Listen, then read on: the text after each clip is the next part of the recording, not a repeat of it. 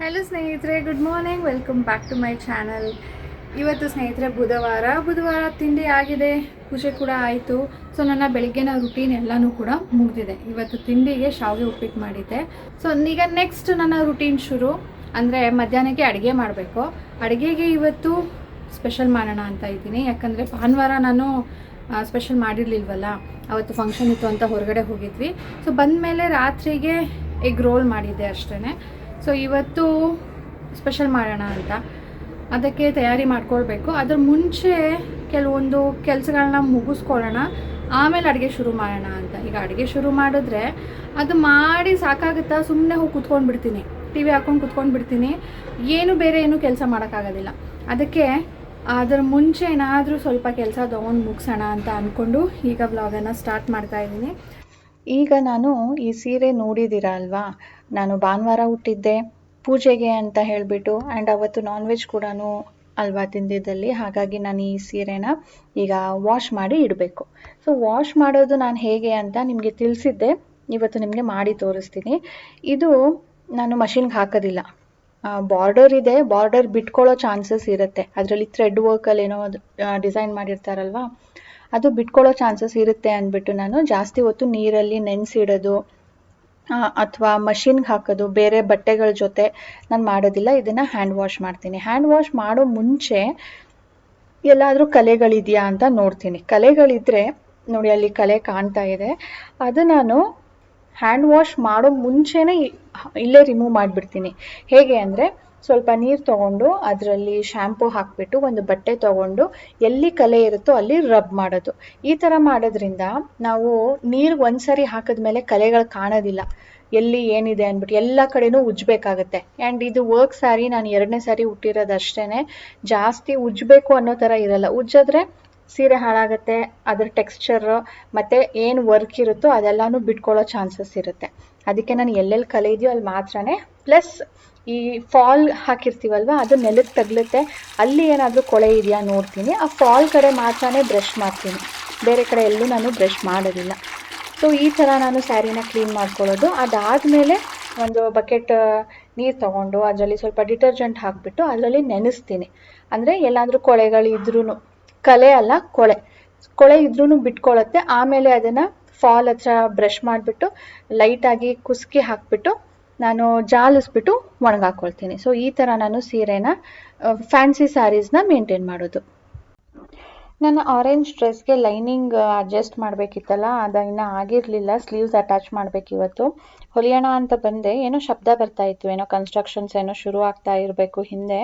ನಮ್ಮ ಮನೆ ಹಿಂದೆ ಖಾಲಿ ಸೈಟ್ ಇದೆ, ಅಲ್ಲಿ ಕನ್ಸ್ಟ್ರಕ್ಷನ್ ಏನೋ ಶುರು ಮಾಡೋದಕ್ಕೆ ತಯಾರಿ ಮಾಡ್ಕೊಳ್ತಾ ಇದ್ದಾರೆ, ಕಲ್ಲೆಲ್ಲ ತಂದಿಡ್ತಾ ಇದ್ದಾರೆ. ಇವಾಗ ಒಂದು ವಾರದಲ್ಲಿ ಬೋರ್ ತೆಗ್ಸಿದ್ರು, ಸೊ ಅಷ್ಟು ಬೇಗ ಕನ್ಸ್ಟ್ರಕ್ಷನ್ ಶುರು ಮಾಡ್ತಾ ಇದ್ದಾರೆ ನೋಡಿ.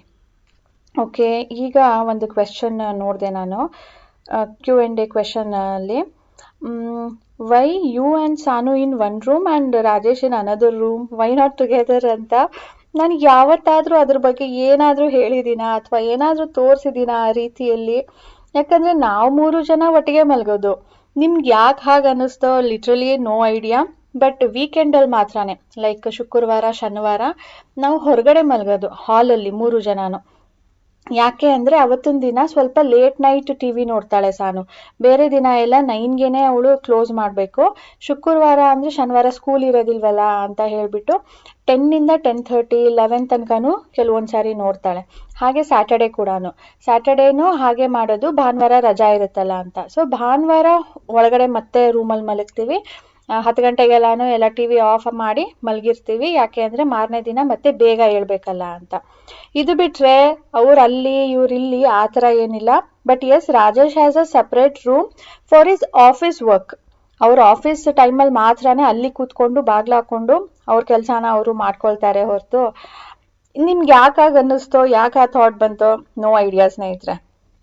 ಮತ್ತೆ ಒಬ್ಬರು ಹೇಳಿದ್ದಾರೆ, do one sari draping video and also the pleating idea step by step, and ಅದ್ರ ಜೊತೆ ಒಂದು ಮೇಕಪ್ ವಿಡಿಯೋ ಕೂಡ ಮಾಡಿ.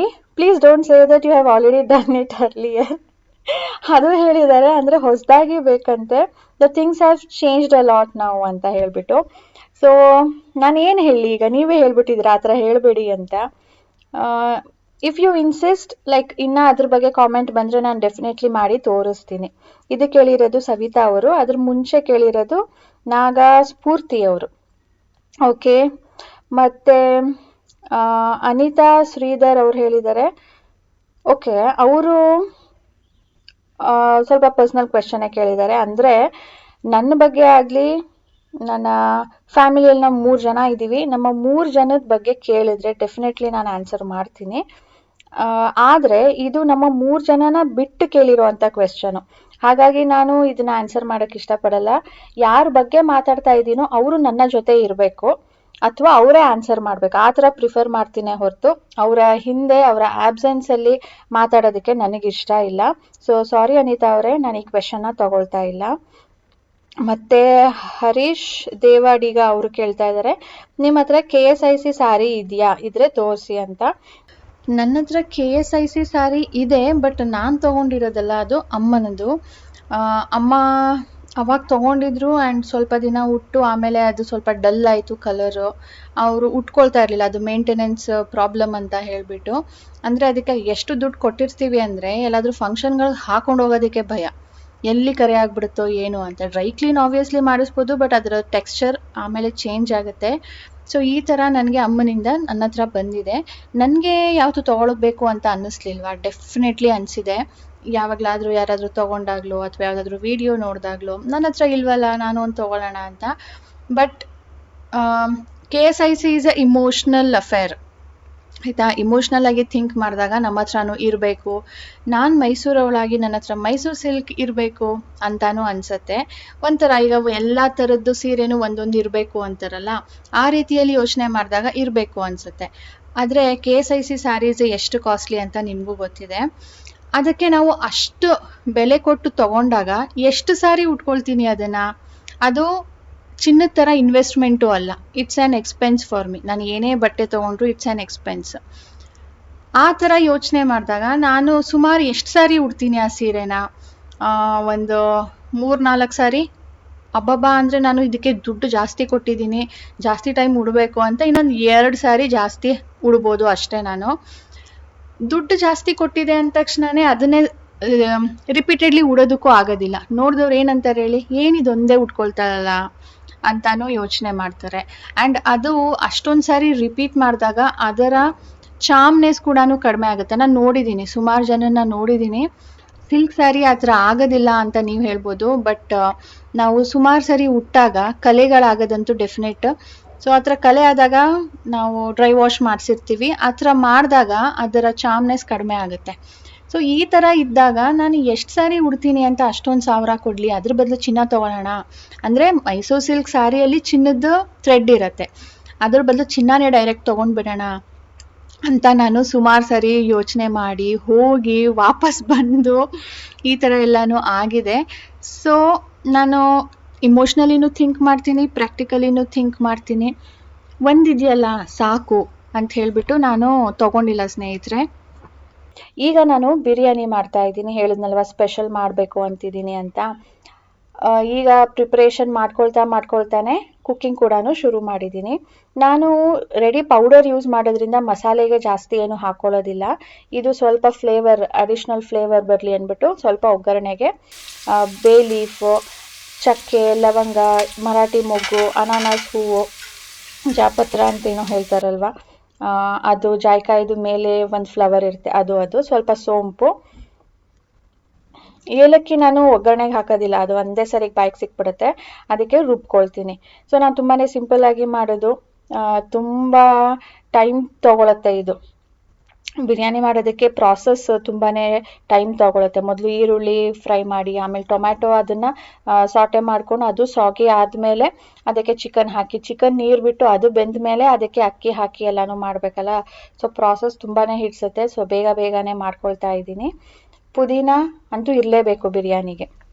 ಇನ್ನೂ ಒಂದು ಕ್ವೆಶನ್ನು ನನಗೆ ಇದರಲ್ಲೂ ಬಂದಿದೆ Q&Aಯಲ್ಲಿ, ಹಾಗೆ ನನ್ನ ವ್ಲಾಗ್ಸಲ್ಲೂ ಅವಾಗವಾಗ ಬರ್ತಾ ಇರೋದು ಅಂದರೆ ನಿಮ್ಮ ಏಜ್, ವೆಯ್ಟ್ ಆ್ಯಂಡ್ ಸಾನು ಯಾವ ಕ್ಲಾಸ್ ಅಂತ 3 ಕ್ವೆಶನ್ ಇದೆ ನೋಡಿ ಒಂದರಲ್ಲೇ.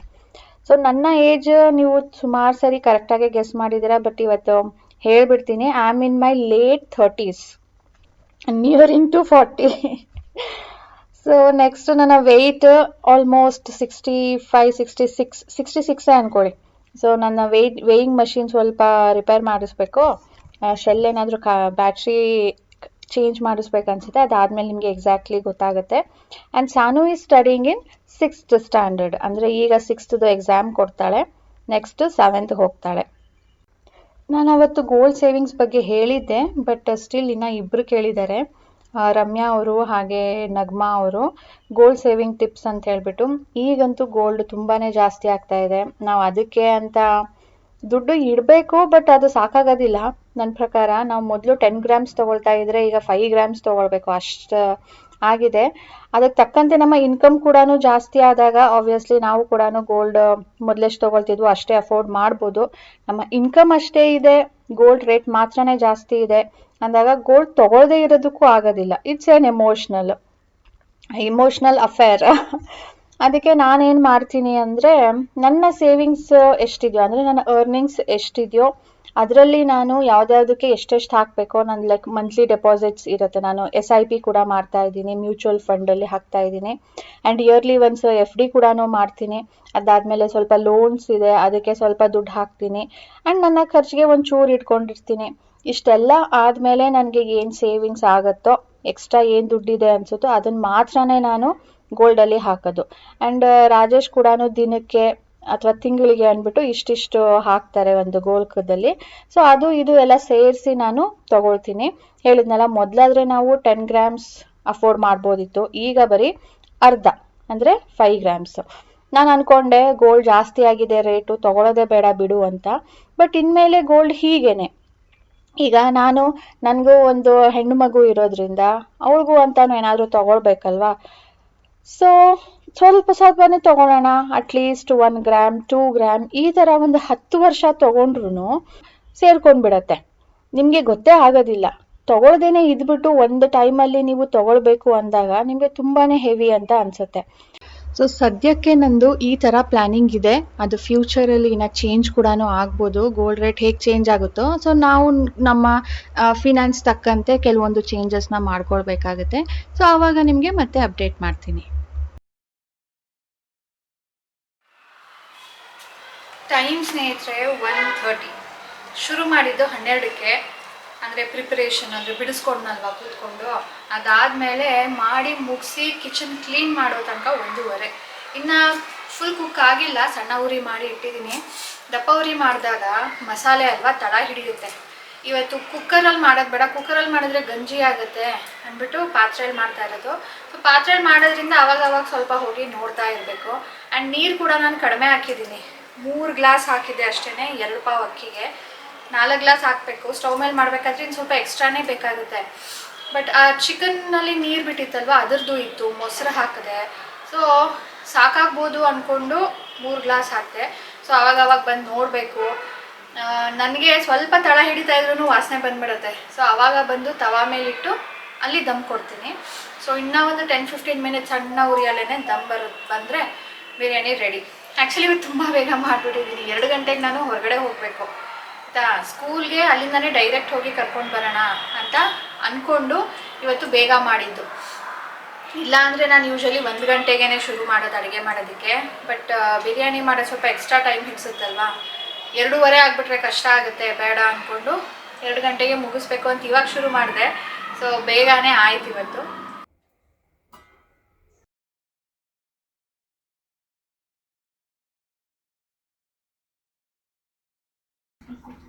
No red chuchu, no green chuchu, only red rice.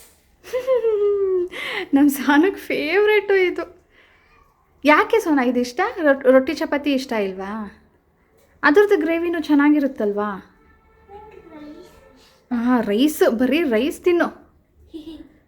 ರೈಸಲ್ಲಿ ಏನು ಆದರೂ ಮಾಡಿಕೊಟ್ಬಿಡು, ಇಷ್ಟ.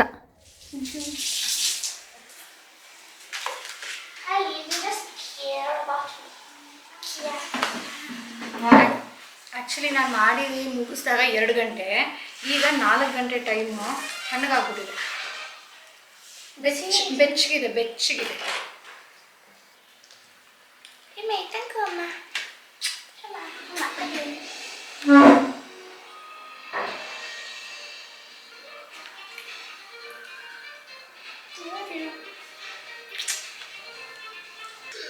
ಪೀಸಾಗಿ ಬರೋದು ಅಂತ ಡೌಟ್ ಐತಿ. ಹಾಂ ಕರೆಕ್ಟ್ ಬೇಕೇನಪ್ಪ? ಓಯ್ ಸೋನಿ,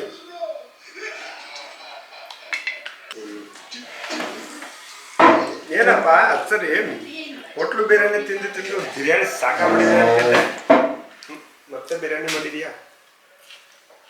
ಸಾರು ಮಾಡಬೇಕು. ಸಾರು ಮಾಡಿದ್ರೆ ಇವ್ರು ಇಷ್ಟಪಡೋದಿಲ್ವಲ್ಲ, ಹ್ಞೂ ಅದಕ್ಕೆ ಇನ್ನೇನು ಮಾಡಿ ಗ್ರೀನ್ ಗೊಜ್ಜು ಲಾಸ್ಟ್ ವೀಕ್ ಮಾಡಿದ್ದೆ. ನಾಟಲ್ಲಿ ಇಷ್ಟ ಆಗಲ್ಲ. ಅದಕ್ಕೆ ಹೊರಗಡೆದು ಮಾತ್ರ ಬೇಡ ಅನ್ನಿಸ್ತೈತೆ ಅಥವಾ ನಾನು ಮಾಡಿರೋದು ಬೇಡ ಅನ್ನಿಸ್ತೈತೆ ನೋಡೋಣ ಅಂದ್ಕೊಂಡು ಮಾಡಿದೆ. ಅಯ್ಯೋ ಸೋನಾ, ಮೊನ್ನೆ ಹಸಿಮೆಣಸಿನ್ಕಾಯಿ ತೊಗೊಳಕ್ ಹೋಗಿದ್ನಲ್ಲ, ಅಲ್ಲಿ ನನ್ನ ಎದುರುಗಡೆ ಟೇಸ್ಟ್ ಮೇಕರ್ ಒಬ್ಬ ಪೌಡ್ರ್ ತೊಗೊಂಡ. ನಾನು ಅವ್ನು ತೊಗೊಂಡಲ್ಲ, ಎಲ್ಲಿ ಹೋಗ್ತಾ ಇದ್ದಾನೆ ನೋಡಿದೆ, ಎದುರುಗಡೆ ಇರೋ ಹೋಟ್ಲಿಗೆ ಹೋದ. ನಾವು ಹೊತ್ತು ಬಿರಿಯಾನಿ ತಂದಿದ್ವಿ ನ್ಯೂ ಇಯರ್ ದಿನ. ಕೇಳಿದೆ, ಈ ಎದುರುಗಡೆ ಹೋಟ್ಲ್ ಅಲ್ವಾ, ಟೇಸ್ಟ್ ಮೇಕರ್ ತೊಗೊಂಡು ಹೋಗ್ತಿದ್ದಾನೆ. ಹ್ಞೂ ಸರ್, ಡೈಲಿ 3 ಪ್ಯಾಕ್ ತಗೋತಾರ ಅವರು, ಬಿರಿಯಾನಿಗೂ ಹಾಕ್ತಾರ ಅಂತ. ಸರ್ ಎಲ್ಲ ಫುಡ್ಗೂ ಹಾಕ್ತಾರ. ಆಮೇಲೆ ಪಕ್ಕದ ಅಂಗಡಿಲಿ ಈ ಅಂಬೂರ್ದಿದೆ ಒಂದು, ಅದು ಕೇಳಿದೆ. ಸರ್ ಅವರು ತಗೋತಾರೆ ಡೈಲಿ 5 ಪ್ಯಾಕೆಟ್. ಯಪ್ಪ. ಆಮೇಲೆ ಅವು ಆ ಎಮ್ಮ ಕೆಲ್ಸಕ್ಕೆ ಡಾಕ್ಟ್ರ್ ಮನೆಗೆ ಹೋಗ್ತಾರೆ. ಅದು ಕೆಟ್ಟದಲ್ವಾ, ಹಾಕ್ಬಾರ್ದಲ್ವಾ ಅಂತ. ಸಾರ್ ತುಂಬ ಕೆಟ್ಟದ್ದು, ನಾನು ಡಾಕ್ಟ್ರ್ ಮನೆಗೆ ಹೋಗೋದು. ಡಾಕ್ಟ್ರು ಕರೆದು ತೋರಿಸಿದ್ರು. ಒಂದು ಲೋಟದಲ್ಲಿ ನೀರು ತೊಗೊಂಡ್ರಂತೆ, ಅದೆರಡು ಗ್ರೇನ್ಸ್ ಹಾಕ್ಬಿಟ್ಟು ಬಟ್ಟೆ ತರಿಸಿ ಬಟ್ಟೆ ಮೇಲೆ ಹಾಕೋದಂತೆ. ನೋಡುವಂತ ಅದು ಬಟ್ಟೆ ಫುಲ್ ಹೋಲಾಗೋಯ್ತಂತೆ. ಅವ್ರು ಹೇಳೋದಂತೆ, ನೋಡು ಇದೇ ಥರ ನೀನು ಇಂಟೆಸ್ಟೈನು ಕರಡು ಎಲ್ಲ ಹೋಲಾಗ್ಬಿಡುತ್ತೆ, ಅದ್ರ ಮೇಲೆ ನೀವು ತಿಂದಾಗ ಎಲ್ಲ ಅದು ಹುಣ್ಣಾಗ್ಬಿಟ್ಟು ಅದೇ ಅಲ್ಸರ್ ಆಗೋದು. ಆದಷ್ಟು ಹೋಟ್ಲ್ ಫುಡ್ ಅವಾಯ್ಡ್ ಮಾಡಿದ್ವಿ ಮಕ್ಕಳುಗಳಿಗೆ. ಬ್ಯಾಕ್ ಟು ಬ್ಯಾಕ್ ಕೊಡು. ಲೇಸಲ್ಲೆಲ್ಲ ಹಾಕ್ತಾರಂತೆ, ಲೇಸು, ಕುರ್ಕುರೆ. ಅದಕ್ಕೆ ಪ್ಯಾಕೆಟ್ ಫುಡ್ಸ್, ಹೊರಗಡೆ ಫುಡ್ಸ್ ಜಾಸ್ತಿ ತಿನ್ಬೇಡಿ ಅಂತ ಹೇಳೋದು. ಆದ್ರೆ ಬಿರಿಯಾನಿಗೆ ಹೋಗ್ತಾರೆ, ಚೈನೀಸ್ಗೆ ನಂಗೆ ಗೊತ್ತಿರಲಿಲ್ಲ ಬಿರಿಯಾನಿಗೂ ಹಾಕ್ತಾರೆ ಅಂತ. ನಾವು ಮನೇಲಿ ಮಾಡಿದಾಗ ನ್ಯಾಚುರಲ್ ಟೇಸ್ಟ್ ಹೆಂಗ್ ಬರುತ್ತೆ, ಚೆನ್ನಾಗೇ ಬರುತ್ತಲ್ವಾ. ಬಿರಿಯಾನಿಗೂ ಟೇಸ್ಟ್ ಮೇಕರ್ ಹಾಕ್ತಾರಂತ ನಾನು ಬಿಕಾಸ್ ಇಮ್ಯಾಜಿನೂ ಮಾಡ್ಕೊಳಕ್ಕಾಗಿ. ಮತ್ತೆ ನಾವು ಇದನ್ನ ಬಿರಿಯಾನಿ ತರಂಗಿಲ್ವಾ? ಏನು ತರಲ್ಲ ನಾನು, ಆಗದೇ ಇಲ್ಲ, ಇನ್ನು ಆಪ್ಷನೇ ಇಲ್ಲ ಅಂತ ಅಷ್ಟೇ ತರೋದು. ಹೆಂಗಿದೆ ರಜಾ? ಚೆನ್ನಾಗಿದೆ. ಅದನ್ನೇ ಹೇಳ್ತಿರೋದು, ಮನೆಯಲ್ಲೇ ಮಾಡಿದಾಗ ಏನು ಟೇಸ್ಟಿಂಗ್ ಪೌಡರ್ ಹಾಕ್ದೇನೆ ಮಾಡಿದಾಗ ಇಷ್ಟು ಚೆನ್ನಾಗಿ ಬರ್ತದೆ. ಹೋಟ್ಲವ್ರು ಯಾಕೆ ಫಾಲೋ ಮಾಡಲ್ಲ ಅಂತ. ಹೋಗಿ ಅವಾಗ ಹೋಗಿ ತಿನ್ಸೋದಿ ಗೊತ್ತಾಗುತ್ತೆ ಅಲ್ವಾ?